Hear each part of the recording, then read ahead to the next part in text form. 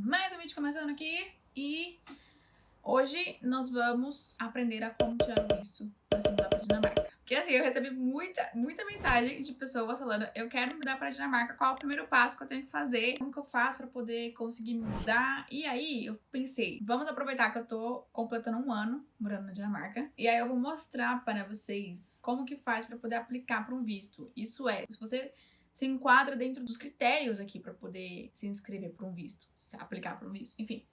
Bom, agora eu vou gravar a tela do computador, então eu vou olhar pro computador aqui, às vezes eu olho aqui pra câmera, às vezes eu olho ali pra trás porque tem um espelho pra eu saber se tá gravando ou não, porque eu já cansei de estar gravando o vídeo e na metade do vídeo para de gravar do nada e aí eu tô aqui falando igual uma idiota sozinha e quando eu vou ver não tá mais gravando nada. Então, aí agora, vamos gravar aqui a tela.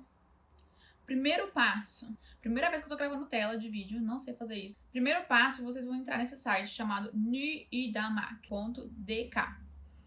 que tem ele a versão em inglês também do site. Você pode clicar aqui do ladinho do site, aqui tá Dansk, mas tem a versão em inglês, que é o que eu cliquei agora, pra você poder ver quais são as opções que você tem. Então aqui, entrou nesse site, nyidamak.com, www, vou deixar aqui embaixo do vídeo também, mais fácil.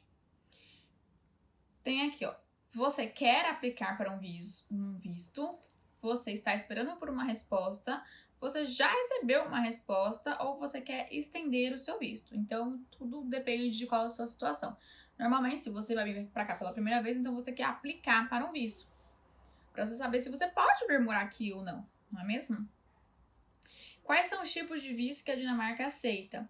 Diferente de, por exemplo, você ir para Irlanda, você ir para os Estados Unidos, você ir para Inglaterra para aprender inglês, aqui não existe visto de estudante para idioma. Para você vir para cá, por exemplo, quero ir para Dinamarca para aprender dinamarquês, somente isso. Não existe. E também não tem curso de inglês. Então você também não pode vir para cá como estudante de língua inglesa, porque não existe. Aí as únicas opções que a gente tem para estudantes são essas aqui que eu vou falar no vídeo agora, tá? Então a primeira é Short Stay Visa, é para visto de turismo. Se você é brasileiro, não precisa de aplicar para esse visto aqui, porque você pode vir para a Dinamarca e ficar até 90 dias aqui sem visto, como turista, né? Claro que você tem que apresentar os documentos lá na hora que você passa no aeroporto pro oficial, mas é só isso, não precisa de muita coisa não. Tem alguns documentos que eu até posso falar em um outro vídeo se vocês quiserem para vir para cá como turista, mas acho que eu já falei também. Tem um vídeo que eu falei sobre dicas como economizar na sua viagem. Eu expliquei tudo como você tem que fazer pra poder, quando você quer viajar como turista, tá? Pra cá. Aí aqui tem a opção de residente como parte da União Europeia ou dos países nórdicos. Então, se você tem, por exemplo, passaporte italiano, passaporte português, passaporte sei lá onde, você pode aplicar por esse visto aqui, que é tipo, eu quero morar aqui, mas tem um pequeno problema, né? Porque você tem um passaporte que você pode vir pra cá e morar aqui sem fazer absolutamente nada. Você até pode, mas vai chegar uma hora que seu dinheiro vai acabar e você precisa trabalhar. E aí, pra você trabalhar, você tem que aplicar pra um tipo de visto de trabalho. Invasão da Ucrânia, isso aqui é pra visto de refugiado. Então, se você mora na Ucrânia e precisa sair da Ucrânia e quer vir como refugiado pra Dinamarca, você pode também. Claro que tem alguns critérios que eles avaliam. Família. Então, por exemplo, você tem algum parente, não precisa ser só namorado, pode ser um tio, sei lá, eu acho que tio talvez não, mas filho, pai, avós que morem aqui, você quer vir pra cá, você aplica por esse visto de família. Ou namorado, marido, ou vivendo juntos. Não precisa ser casado no papel, você pode morar com a pessoa durante 18 meses e aí você aplica pra esse tipo de visto que se chama como se fosse união estável, vamos dizer assim. É esse visto de família aqui. Asilo é como, tipo, você tá sendo perseguido no seu país e aí você procura asilo em um outro país. Eu não sei muito bem quais são os critérios para esse tipo de visto, mas você também pode, se você precisar de proteção, você também pode pedir asilo no país aqui. Trabalho, que eu acho que é o mais comum. Então, para trabalho, quando você pede aqui diretamente pela... Esse site aqui no Dinamarca, ele é controlado pela Siri. A Siri é do Departamento de Imigração. Então, assim, quando você aplica para um trabalho mesmo, tem que atender os critérios da Siri. Então, essa empresa, ela tem que ser registrada na Siri. Isso quer dizer o quê? Que ela é uma empresa que está acostumada a contratar pessoas de outro país. É uma empresa grande. Para poder essa empresa ser cadastrada na Siri, ela tem que ser uma empresa grande, com mais de 10 ou 15 funcionários, se eu não estou totalmente errada.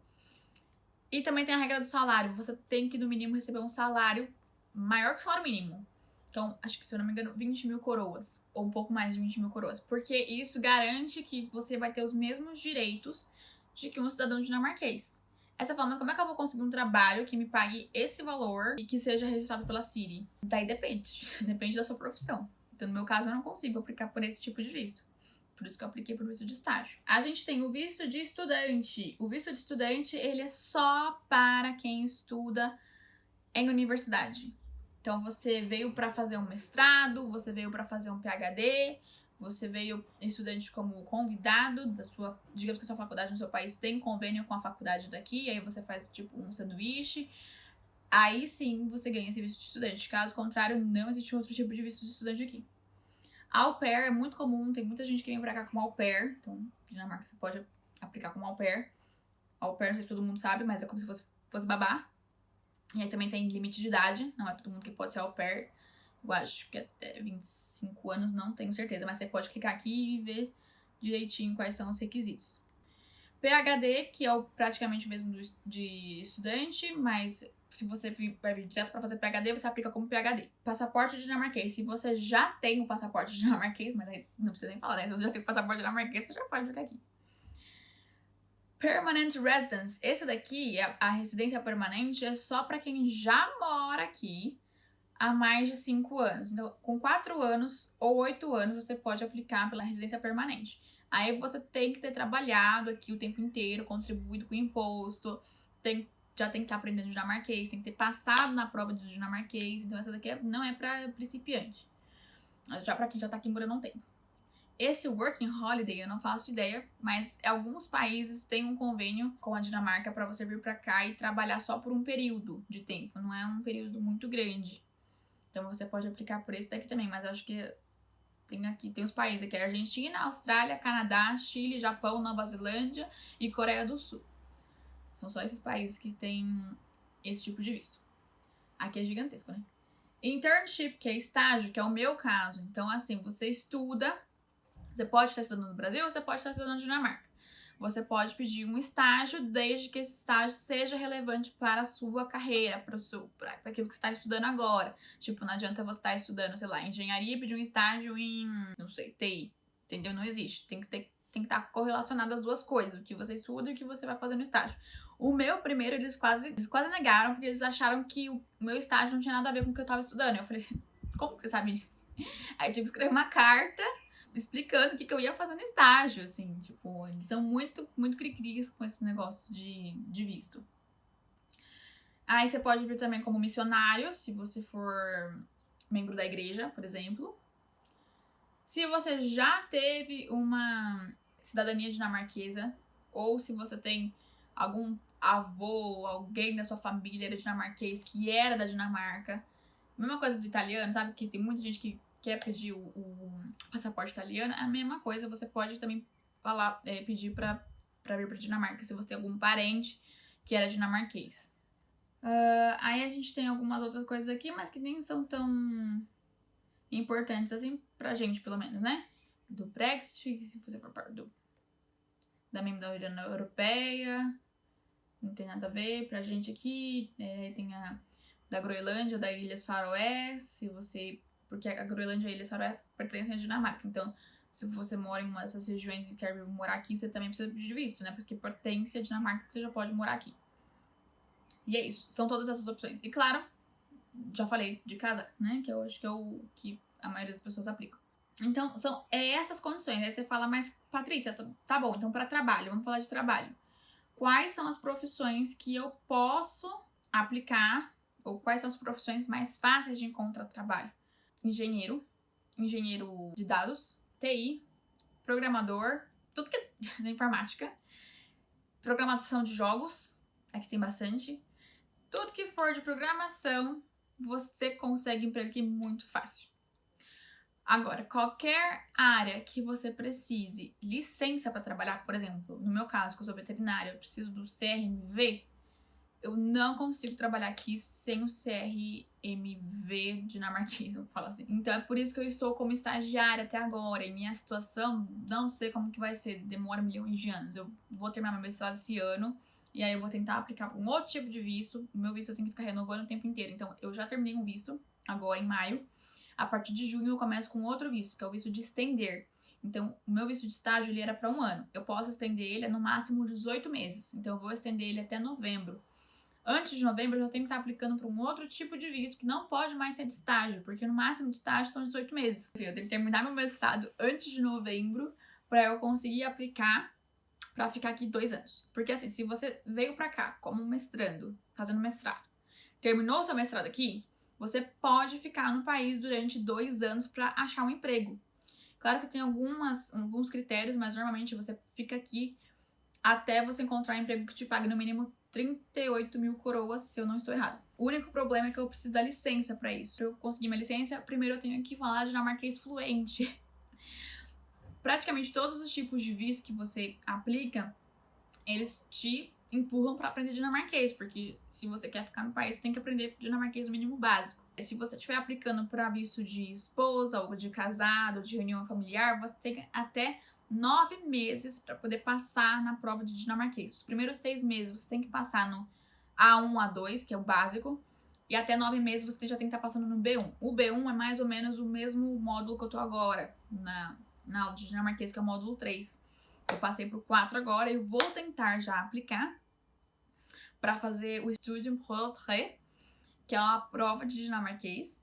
Essa prova, todo mundo que quer morar na Dinamarca para sempre tem que fazer, porque ela é como se fosse o TOEFL, só que em dinamarquês. Então eu já vou tentar aplicar, porque isso também reduz, quando eu for aplicar para minha residência permanente, o tanto que eu tenho que pagar em dinheiro. Se, por exemplo, se um dia eu e o Martin casarmos, a gente tem que pagar um dinheiro pro governo. São 100 mil coroas que você tem que pagar pro governo se você é uma pessoa de um outro país e casar com um dinamarquês. Agora, se são 2 pessoas do mesmo país e casarem e aplicar pro visto de casada, não tem que pagar nada, o que é muito bom. De países diferentes, ou do mesmo país ou países diferentes. Agora, se for com um dinamarquês, você tem que pagar 100 mil coroas pro governo. E aí, se você já tiver passado na prova de dinamarquês antes, esse número de 100 mil cai para 17 mil. Ou um pouquinho parecido com isso, entre 17 a 20 mil. O que é muito menos. Então é muito importante que você estude dinamarquês. As aulas de dinamarquês aqui são gratuitas. O governo meio que paga pra você poder ir pra escola, porque eles querem que você faça parte da sociedade, que você contribua, que você fale o mínimo de dinamarquês e que você passe nessa prova. Então é isso. Eu espero que com esse vídeo foi um vídeo curto, porque eu tô também atrasada, eu tenho que sair daqui a pouquinho. Eu espero que eu consiga ter tirado um pouco das dúvidas de vocês, porque tem muita gente que me manda mensagem falando: eu vou pra Dinamarca tal ano, eu quero ir pra Dinamarca, o que eu tenho que fazer? Primeira coisa que você tem que fazer é entrar nesse site e ver se você entra em alguma desses critérios aqui pra poder se mudar pra cá, porque senão não tem como. Teve um moço que veio falar comigo que ele queria vir estudar medicina aqui. Aí eu falei: tudo bem, mas você fala dinamarquês? Aí ele falou: não, eu tô aprendendo inglês. Eu falei: então não tem como você vir estudar medicina aqui, porque pra você estudar medicina aqui, você tem que falar dinamarquês fluente. A universidade ela vai te ensinar medicina em dinamarquês, não em inglês. A não ser que seja um curso de pós-graduação, um curso de mestrado. Meu mestrado é em inglês. Mas se eu quiser estudar veterinária, o bacharel é em dinamarquês. Então, primeiro você tem que entrar nesse site e ver se você se enquadra em um dos critérios que eles têm aqui pra você poder aplicar por um tipo de visto e também economizar dinheiro. Porque assim, esse visto é pago. Cada vez que você aplica aqui, você tem que pagar uma taxa. E às vezes são taxas altas. E aí imagina se você aplica por qualquer coisa, assim, tipo, eu vou tentar qualquer coisa aqui. E você vai perder, porque vai ser negado. E eles não te devolvem esse dinheiro. Acho que se eles te devolvem é uma pequena parcela. Mas eles não te devolvem o dinheiro, então você vai perder dinheiro. Então você tem que ver direitinho, assim, qual é a melhor chance pra você dar como é que fala? Aplicar pra melhor chance que você tem de ser aprovado. No meu caso, eu só tinha a chance do estágio. E pra isso, eu liguei, eu passei, assim, semanas no telefone, ligando pra imigração, ligando pra não sei o que, ligando pra ele, perguntando qual que era a melhor chance que eu tinha pra poder aplicar pro visto. E eles me falaram, assim, a única solução que eu estou dando pra você é aplicar pro visto de estágio. E o primeiro que eu apliquei foi negado por conta da pandemia.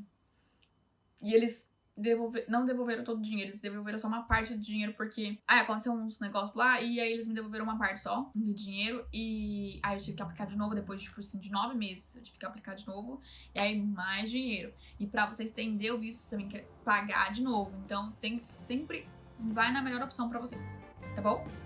Então é isso, espero que vocês tenham gostado, espero que tenha ajudado vocês em alguma coisa, e até o próximo vídeo.